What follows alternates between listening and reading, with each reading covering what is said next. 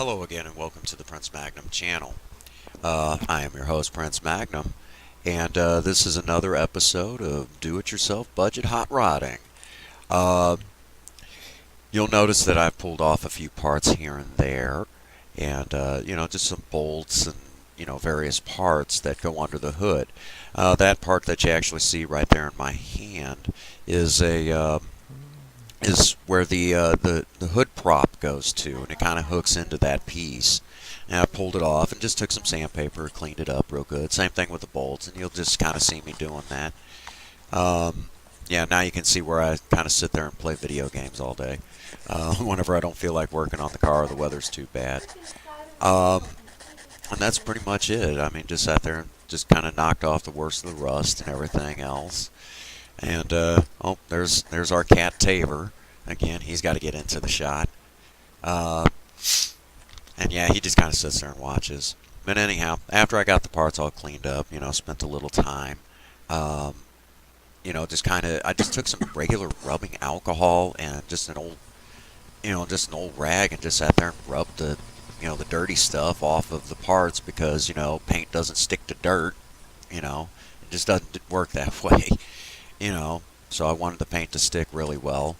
No sense in doing all this work if it's just not going to work out. So yeah, I just, that's all I did. And, that's kind of how it should look. Don't have to, I guess you could take it down to bare metal, but it's not necessary. And then the next thing you know, I'm out on a windy day on February 7th. Today's my sobriety birthday, and this is how I spent it. But basically got out there, there's the parts and everything, and you'll see a little bit further into other parts of the video, I was doing a little bit of cussing because, the dead grass, when the wind would blow, it'd blow dead grass onto my part and have to take a pocket knife and pick it off. You'll see that in other parts, but I decided not to edit that out because, I mean, if you're painting outside, you get to see me struggle like everybody else who paints outside. But and just for the record, it is really, really hard to paint these parts and hold a camera and everything. I just had a really hard time. I couldn't do both, but I did the best I could on that for y'all.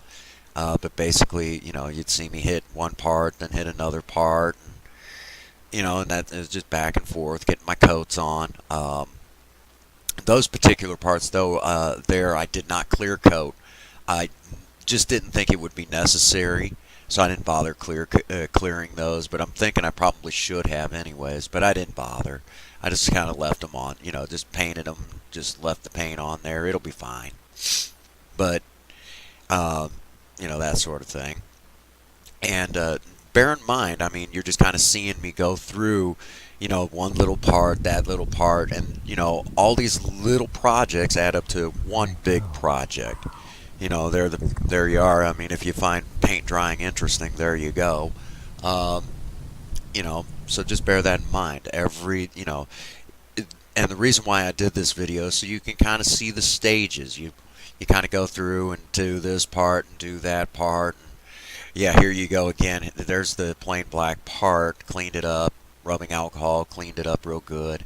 And the next thing you know, I'm trying to paint, and there you see the paint go on, and then next thing you know, you're looking at dead grass and paint hitting it.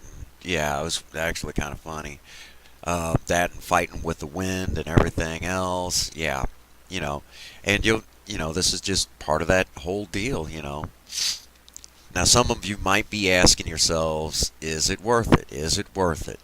Spending all this time on a car like this, and some of you might even be saying, where does this fit into, to custom car building? And I'm like, it doesn't, necessarily make the car run better, but if you're going to be showing it in car shows, this, it's kind of nice. Also, these parts have been on there for 41 years. The Maverick is a 75. And, there you see me kind of picking that part, picking that dead grass off, and then I got to lightly hit it and kind of cover up the spot where my knife blade was, Good old multitasker, the knife, anyhow. And then, there I go again, hitting it lightly. But anyhow, there's no sense in building a custom car if you're not going to put a little flash to it, and like I keep saying, uh, small parts add up to one, doing a little bit here, a little bit there, and what was once just plain Jane isn't plain Jane anymore.